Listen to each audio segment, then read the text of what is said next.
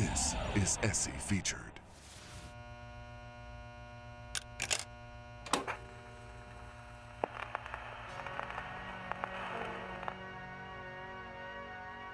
Dearly beloved, we are gathered here today to get through this thing called life. Electric word, life, it means forever, and that's a mighty long time. But I'm here to tell you, there's something else.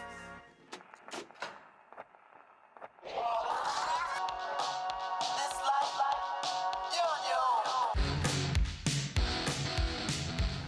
in the elevator. 3 years after his death, Prince is rightly celebrated throughout his hometown of Minneapolis as the most electrifying songwriter, live performer, and virtuoso of his era.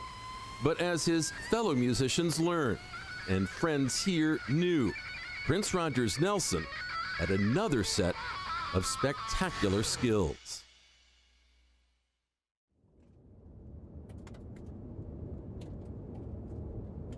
Years before his music set the world on fire, Prince made a name for himself on the court, outside Park Avenue United Methodist Church in South Minneapolis. The first time I remember seeing Prince, it was about 6th grade. Prince was very athletic. To me, his biggest assets were his speed and his quickness. From the church league here, Prince and Greg Boone would be teammates at Bryant Junior High from 7th through 9th grade, Prince at point guard. You had to be ready for a no-look pass from Prince back in the day. He just had that ability to decipher, create, and then implement a play just on the spot. So he would take off running and zigzag and do all those types of things, and his speed, they couldn't catch him. He had an afro that was about 2 feet high, so he was at that time still the smallest guy on the court. Prince wasn't a great shooter, but he was so fast and so quick with passing. Central High basketball coach Al Nunes was scouting what was then regarded as a once-in-a-generation group of players, including Prince. Many of those players would star on a legendary 75-76 team at Central, but Prince would not be among them. We were playing, and then all of a sudden, Prince walks off, he leaves. He said, oh, he's got to catch the bus. You know, he had some music commitments. You could see Prince start to wean away from the game. Even with the fame and the global success, the game stayed with him. During her mid-'80s collaborations with Prince, percussionist and singer Sheila E. says the two would break from recording to hit the court. He was a great basketball player. He really was. He could play, no joke. Now, when you'd be playing horse or pig, what kind of a shooter was he? He did pretty good, but I did better. I was better than him in three-point shot. This is one thing that he really hated. If I did something that was silly, like I would get the basketball and then I would bounce it. I said, you have to do this. So I bounce and I do something like this, and then you turn and you got to go like this. And if I made it, he's just like, I'm not doing it. I said, then take a letter. Because he would get mad at me doing silly things like that. It's just part of what we did every day, or, you know, when we're recording, or even at Paisley, you know, we just play. News of Prince's finest hour on a basketball court emerged on February 18th, 2004, when TV's Chappelle's Show aired one of Charlie Murphy's true Hollywood stories. We in the club, we getting our groove on, shaking it up, and Prince came in. That's when Purple Rain came out, and Prince was the you know what I'm saying?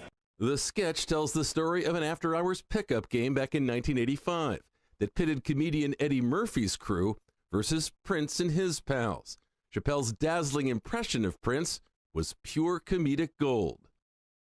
And he was with his whole crew, and he had this other cat named Mickey Free.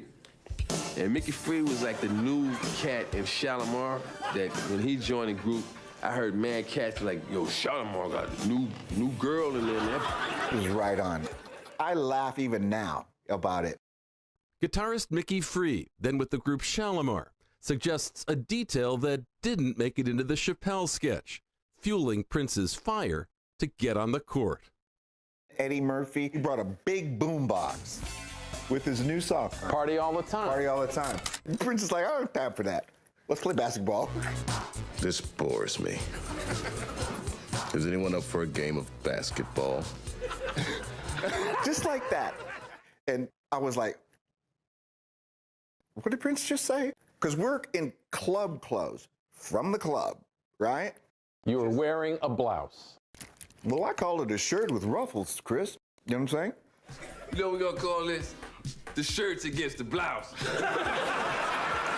Prince brings it in, and I'm not even kidding when I tell you this. He was like, Steph Curry, baby. Then he goes to the far right corner, fadeaway jump shot, nothing but net. Good. Game. Blouses. All right, he beat you in basketball, and then what happened? After it was all over, he took us in the house and served us pancakes. It was Dave came to one of my shows after, and he's going, "Did you see the skit?" I said, yeah, come on, sit down. And then we're just sitting, chilling, and then out of nowhere, I just said, "Dave, want some pancakes?"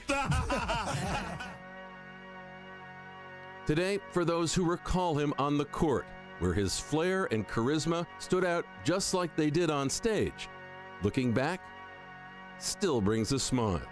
You know the one, doctor, everything will be alright. Instead of asking how much real time is left. Even today, you know, it's pretty surreal for me to listen to some of his music and think that's the same guy he used to hang out with, you know, behind the church up at Park Avenue. He used to play middle school basketball. That's the picture with the afro. That's the same guy. Pretty amazing.